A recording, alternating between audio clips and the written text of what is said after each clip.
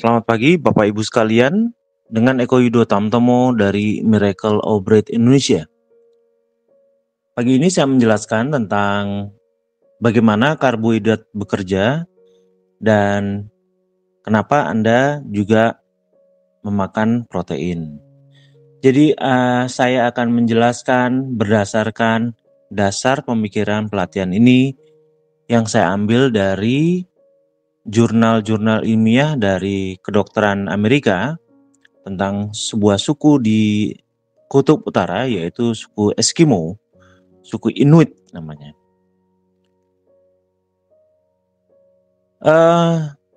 Selama ribuan tahun, suku Inuit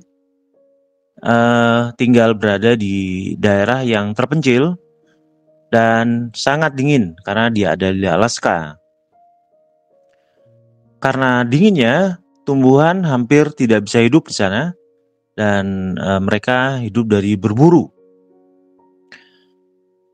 Mereka biasa memakan anjing laut, memakan ikan paus, semua produk-produk hewani, dan apapun yang semuanya berawal dari binatang buruan yang kemudian menjadi makanan pokok mereka.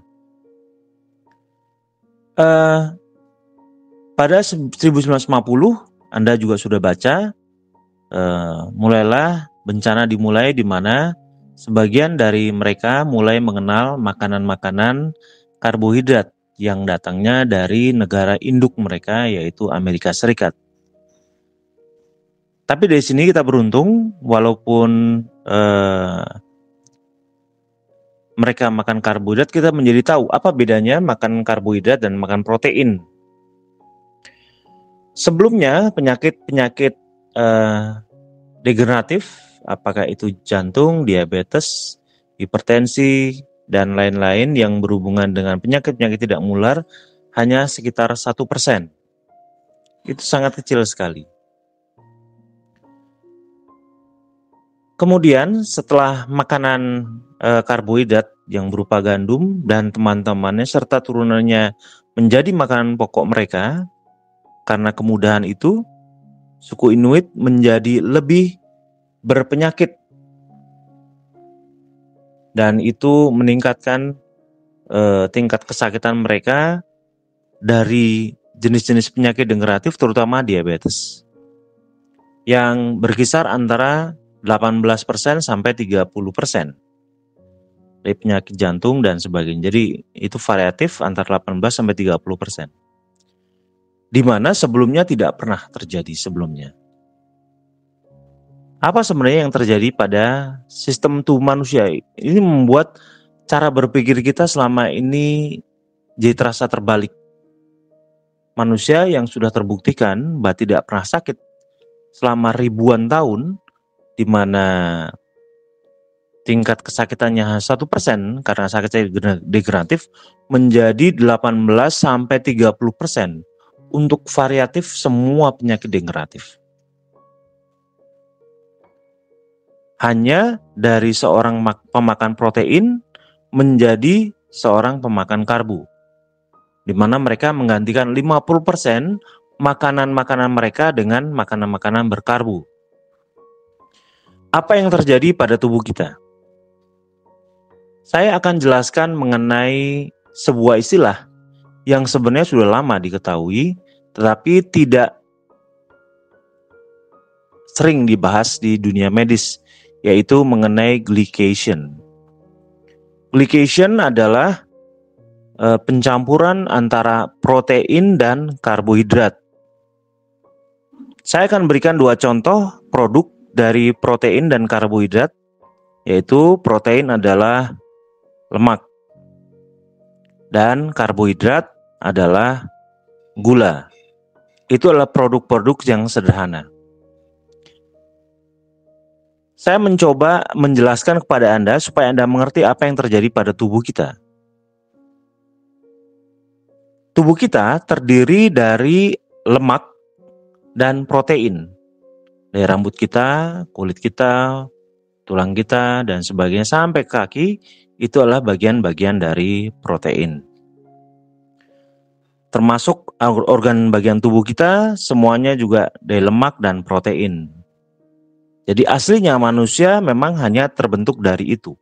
Walaupun unsur makro manusia itu ada 3. Di yang kita ketahui sekarang yaitu lemak, protein, dan karbohidrat.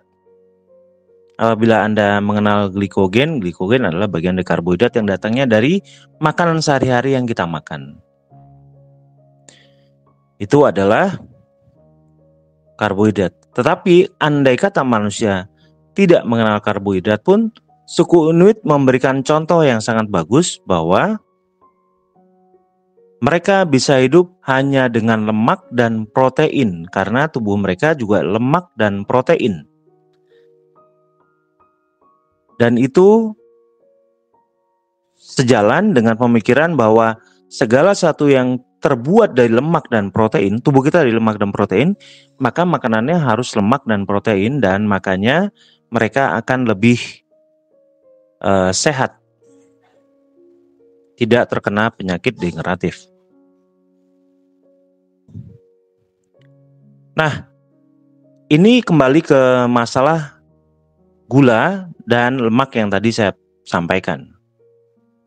Apabila lemak saya panaskan dalam sebuah tempat dari panci, dan kemudian juga gula saya panaskan dengan derajat yang sama, kedua-duanya pasti akan mencair.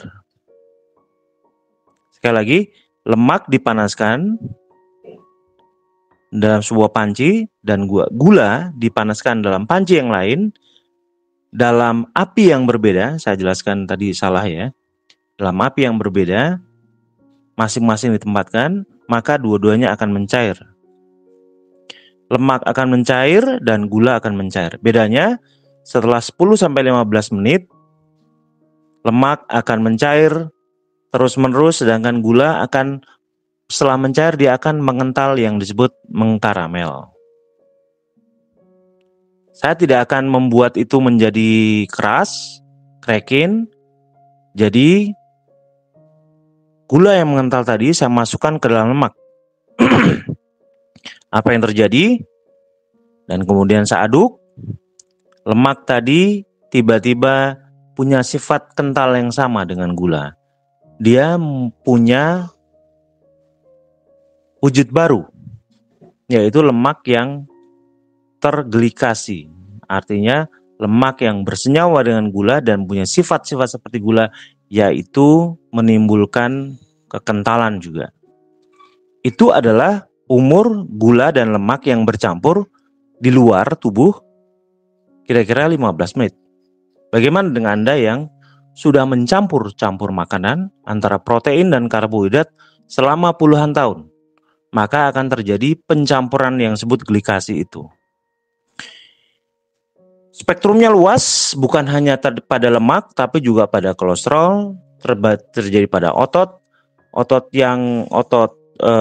lurik dan otot polos yang membuat Anda organ kerja tubuh Anda akan terganggu, dan kemudian pola karbohidrat yang berlebihan akan menimbulkan resistensi gula yang disebut diabetes tipe 2. Anda bayangkan organ yang seharusnya bekerja normal menjadi tidak normal karena ini. Anda bayangkan kolesterol yang harusnya bekerja normal menjadi tidak normal di sini. Anda bayangkan TG, trigliserid, yang seharusnya menjadi normal menjadi tidak normal karena pencampuran gula ini. Anda bisa bayangkan asam urat yang selama ini sebenarnya baik karena menjadi bantalan tubuh kita dan mencegah radikal bebas, menjadi tiba-tiba menjadi musuh kita. Kolesterol yang diproduksi oleh hati yang gunanya sebagai alat untuk menjadi bahan bakar dari testosteron, progesteron, dan banyak hormon serta empedu, tiba-tiba menjadi musuh buat jadi kita. Siapa yang salah? Inilah yang disebut glycation atau glikasi.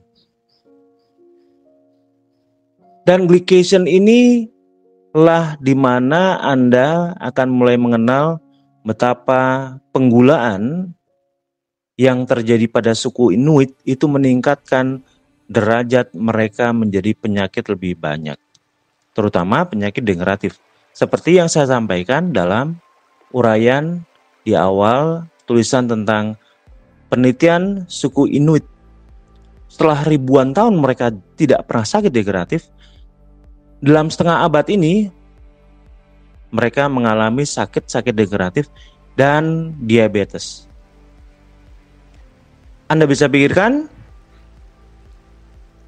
Semoga ini bermanfaat. Terima kasih dan selamat pagi.